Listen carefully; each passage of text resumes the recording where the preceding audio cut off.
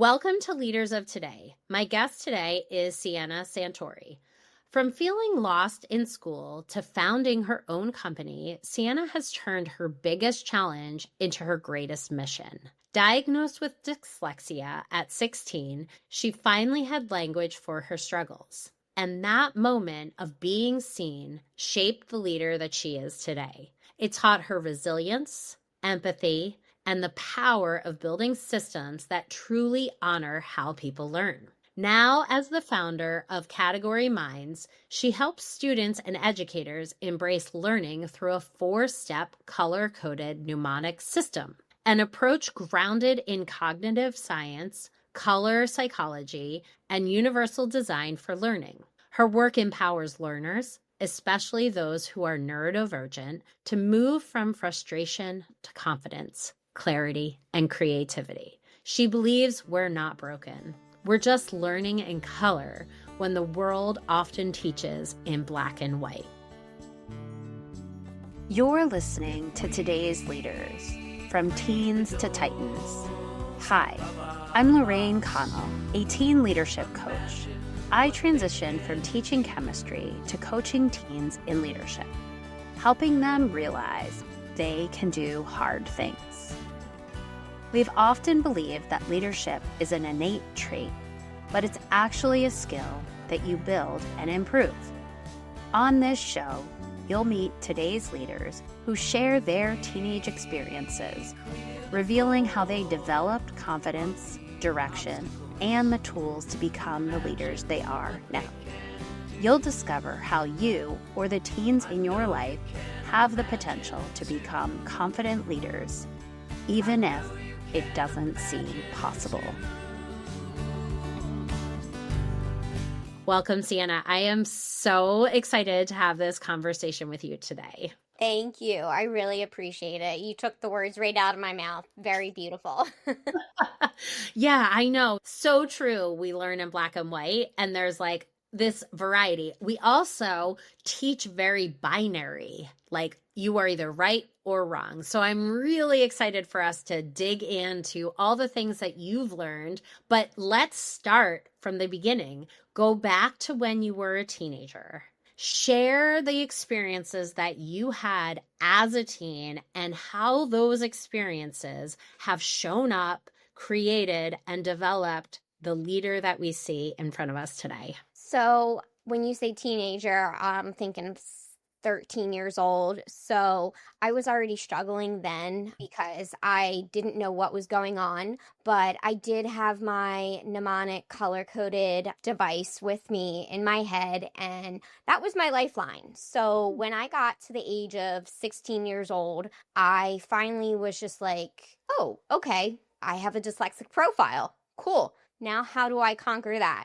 Because, I had the normal teenage years of getting made fun of, all that stuff. And that, along with being dyslexic at a late age, was just like, whoa, 2 birds right here. Let me just try to kill it with 1 stone. But that didn't go well. But if I could go back and tell myself that what I have now is going to prepare myself to be a better person and a better leader, I think the biggest thing that really helped me was my resilience, because I always wanted to learn. I was determined. I needed to break through that brick wall. And once I did, I finally felt confident in school and then in other areas of my life. So again, with the name of my company, Category Minds, I had to categorize different things. And basically, the best way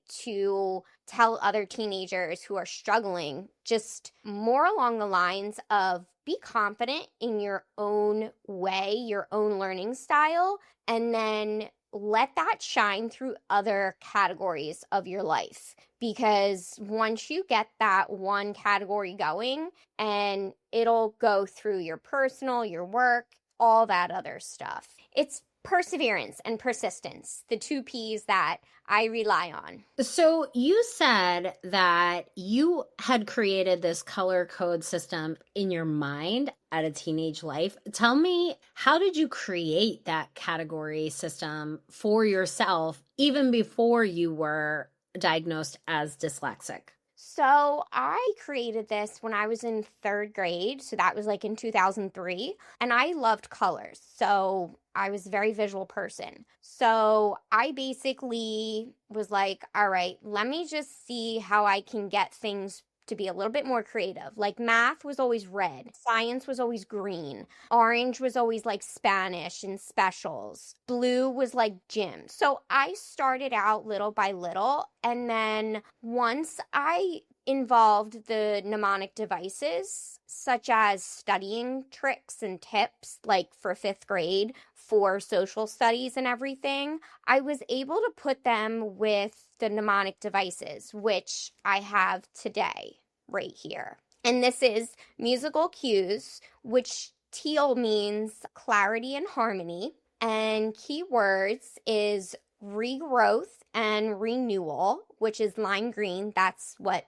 green means, the color psychology. Red is peg. So red means more along the lines of energy and importance. Yellow is clarity and happiness. And this is chunking. So as you can go back and see, I have icons on all these stickers. And then letters and words, you have a talking bubble, and that's pink, which is playfulness. And then Loki is orange, which is a path, remembers a place, a familiar place, which orange means empathy and energy. And purple is connections. As you see the connecting lines, purple is wisdom and creativity, because creativity, you have to add new information to something you already know to connect it. So this is linking, is light blue, and it's basically communication, calm, and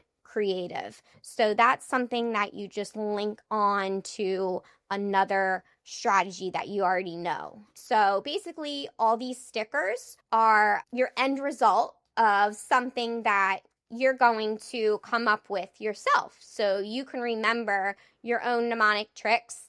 And this is not a curriculum. Everybody thinks it's a curriculum. It's not. It's basically a 4-step system approach with the stickers, and it's helping students and everyone else navigate their own way through curriculum and through life. So that's kind of how I created it. And, I capitalized on it about 2 years ago. So how were you using it as a fifth grader? How are you using those colors to sort of help you strategize ways to be more successful? So again, like I said, I loved colors. I had flashcards. Flashcards were the big thing with me. Anytime I studied, that's what I used. And with the stickers, I used a Sharpie of all the different colors, and I put the different tricks. So one flashcard would be chunking, and it would remember phone numbers or something.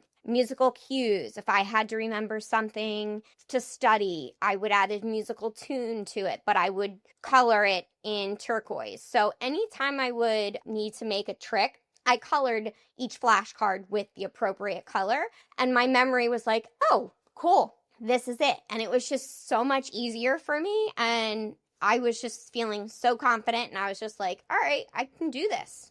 What was it like for you being dyslexic? Like, what did it feel like being in a classroom? What were some of the things that you recognized? Because I'm not dyslexic, so I don't know what it's like to walk in your shoes. Tell me a little bit about what it was like to be you in school.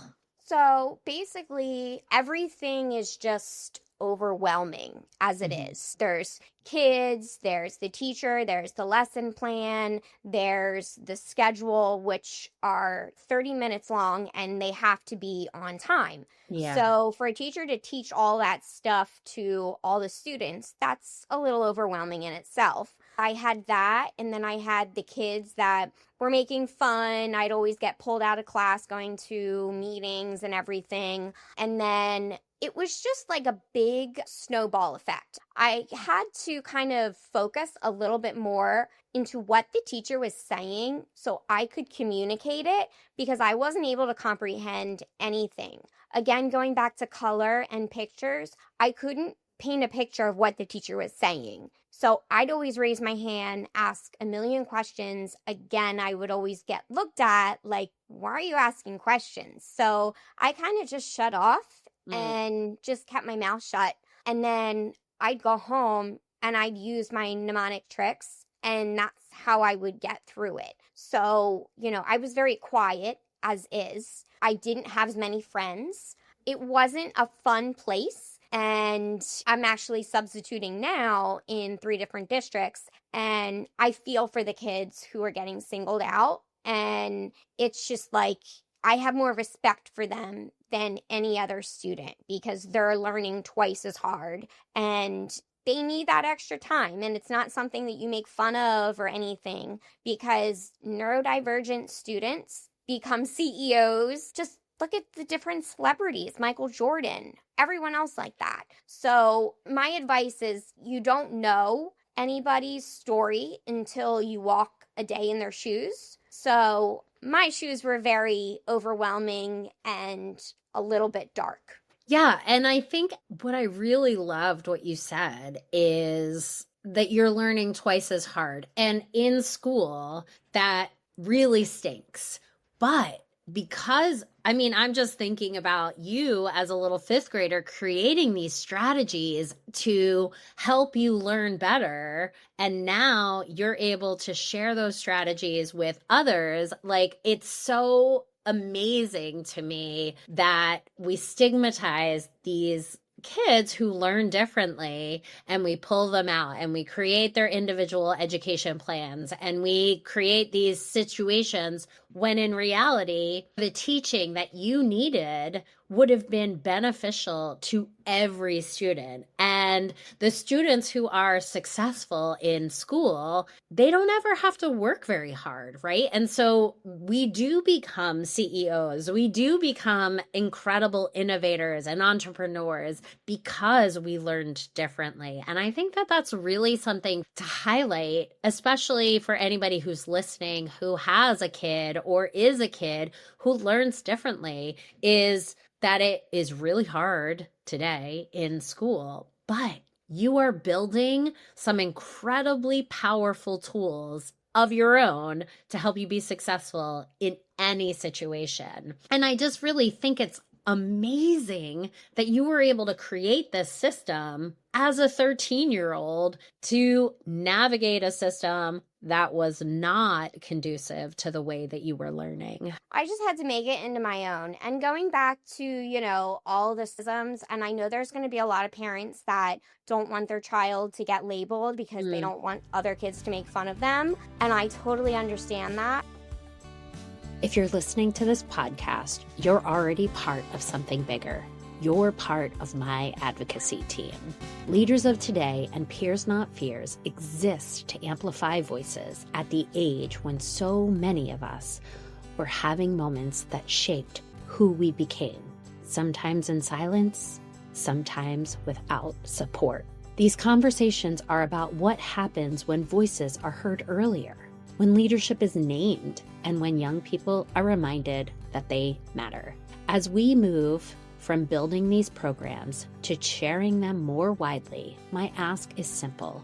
Help us carry these stories forward. Share an episode, talk about the work, pass it along to someone who works with youth, supports teens, or believes in the power of early leadership. Because when we normalize telling these stories and believing in young voices, we don't just change individual lives, we change what's possible.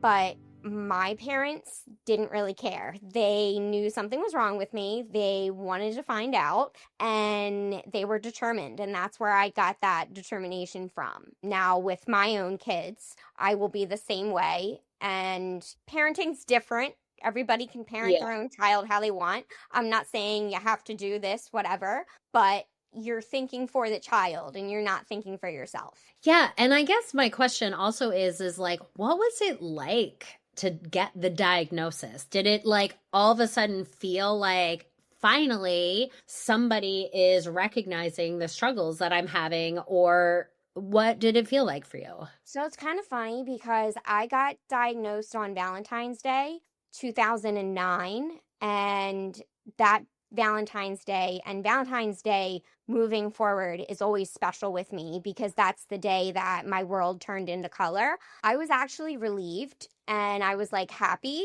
And I basically was just like, you know what? Let me move forward with this. And the funny thing is, the person who's dyslexic is Walt Disney. And on February 14th, I was in Disney and I danced at Magic Kingdom. And that was on Valentine's Day, 2004, I believe. There's dates on my website. Yep. But I feel like it was all like a trilogy, like 444, Yep. because it's all meant to be. I incorporated my business Valentine's Day last year, 2024. So getting diagnosed and recognizing, oh, wait, lift off my shoulders, and realizing that day and everything is just confirmed as everything was meant to be, that's just kind of says it all right there. Yeah. I think there's more stigma when there's not a diagnosis and you're struggling than when you get the diagnosis and now there's strategies that people can use to help you learn with like research, right? And so you were creating the strategies and you were doing this all on your own until you got the diagnosis. And then there were like, oh, well, now that we know you're dyslexic, let's do this, let's do that. Were there any strategies that worked for you that others had introduced? Because I know that there's a lot of other dyslexic strategies, but like, were there any that you found once you were diagnosed through the rest of your education? Was there anything that you stood out and said, oh, that was a real game changer for me? Being organized, my tutor told me, she said, you got to be organized. You got to be on top of things. You have to, incorporate your color code in there. And all of that was like a recipe for success because it just gave me so much more confidence. And that time in college, I was able to excel. So, just being super organized, getting a game plan, having everything in a to-do list, very good like that. So the more organized you can be, the better and the easier it's going to be for you to move forward with your own learning style, whatever that may be. Gotcha. How do you use your color code system with students? So basically, I'm a substitute teacher, and in the districts that I sub in, I cannot use it because these products are not school board approved. But I've used it on my grandma. She's 86 years old. I've used it on different types of people. But basically, it's a four-system approach. You have a ready to learn worksheet, which it gives a question and then example and then the foundation, and then it lets you draw it out so you can pick apart everything. But that's what mnemonics is. It's chunking. But in each 8 ready to learn, they have the sticker up top, and at the bottom they have a question. What was the purpose of using musical cues? And then once they learn that and they say, okay, it's kind of like spoon fed. So you only get to read it once. Teacher can read it. And then on the back of it, there's the try it yourself. So the try it yourself takes you spoon fed. How do you apply musical cues to this information? What tune are you putting to this information? Then you put it all together. And then I have a mnemonic cheat sheet where all the mnemonic devices are on the side, and then that's where you can write your own tricks. And then this is where the stickers come into play. You can put them on index cards, notebooks, anything that is going to look at the circle and be like, oh, this is the trick that I made. That's what I have to do. And it just breaks it down a little bit easier. So that's kind of where the organization comes in. It's kind of cool. I mean, you can go check on my Instagram. There's examples, videos, all that stuff there. Tell me what your Instagram handle is now that we brought that up. Yeah, it's at category_minds. So we're on Instagram, TikTok, Facebook, and LinkedIn. And what kind of stuff are you posting on your social media? Like, are you posting tips and tricks or? So we are on Teachers Paid Teachers. Okay. We're on that. But what we're posting is like daily examples. And in the education industry, I'm showing how versatile these worksheets can be within either subject. And then there's another way that we go into it, which is 3 other categories, which are healthcare, mental health, sports training, and corporate. I'm sorry, 4. So basically, for each different industry, you can create different tricks to remember different things. So like if you are a new employee at a corporate business, you get to create your own tricks for onboarding or the company policy or everyday task. And then for sports training, you can remember plays, you can remember workouts. I mean, it really helps because I've noticed that a lot of sports players had cognitive issues with concussions and memory relapse, and that's definitely a big industry. And then mental health is the patient remembering their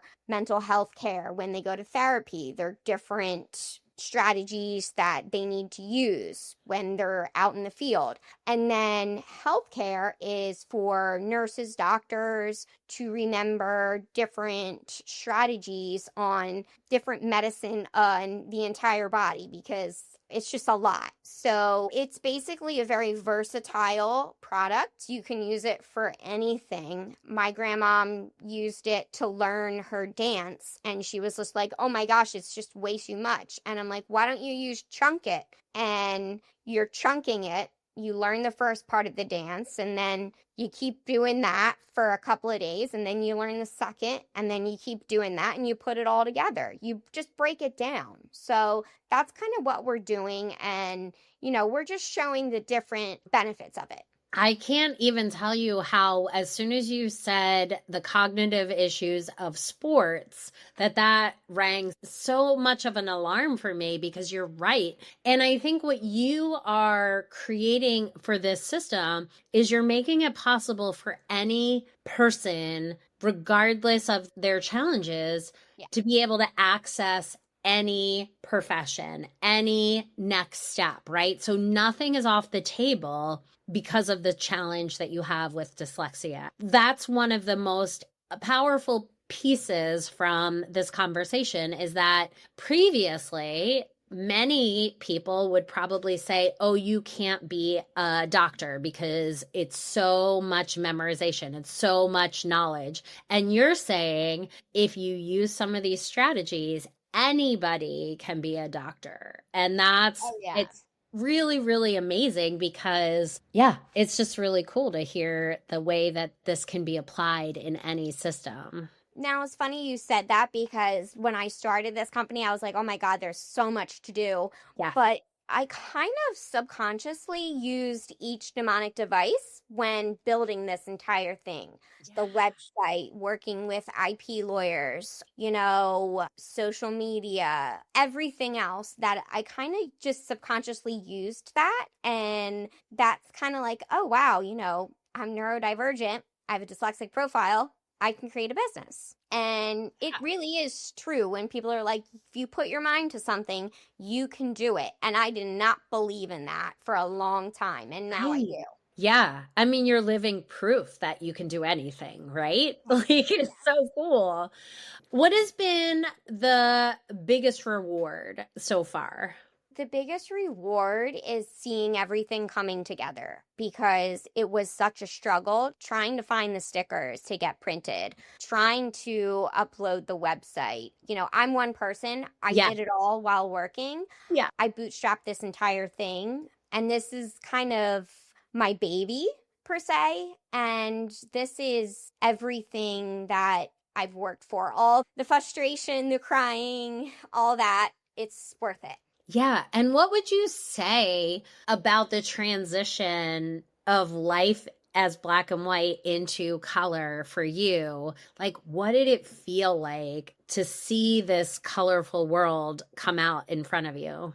It was great because I just needed to kind of get that door open for me. It was like major relief, but then it was just like, oh my God, I have to learn all this new stuff. But that was fine because I had the resilience and the determination and all that. So that was just like, okay, all right, let's keep going. But it's a beautiful struggle. It is. I was just saying to someone else is like, we create the things that we needed when we were kids. And it's really fun to see the transformation of the struggles that we had as teenagers into these incredible things that we're finding people are making as adults. Yeah, it's definitely truly remarkable. And I definitely think kids in school, neurodivergent or not, they just need to flourish in their own way. Yeah. What's your website? How do you Category want people minds. to connect with you? Go on our website, www.categoryminds.com. And we're on there. We're on Teacher Piece Teacher. So definitely check us out. You can subscribe. You'll get some free tools to help you. And, if they have questions, reach out. I'm more than happy to answer them. Awesome. It's been great having this conversation. Thank you for creating this system for all the future dyslexic kids out there. And I hope this gets more people to know what's out there. Thank you so much for having me. I really appreciate it. Are you ready to help the young people in your life unlock their inner strength and step confidently into leadership? The new workbook from Peers Not Fears, Your Voice Matters, Uncovering Your Unique Leadership. It's designed to help teens see the leader in themselves, step by step. It's not just a workbook. It's the first step towards a ripple effect that could change lives. Let's turn today's teens into tomorrow's titans. Thank you for tuning in to this episode of Leaders of Today, Teens to Titans. If you found this episode helpful, please subscribe, leave a review, and share it with other parents who might benefit from this conversation. Together, we can support our teens in building healthy, positive relationships and become leaders of tomorrow. Until next time, I'm Lorraine Connell, and this is Leaders of Today, Teens to Titans.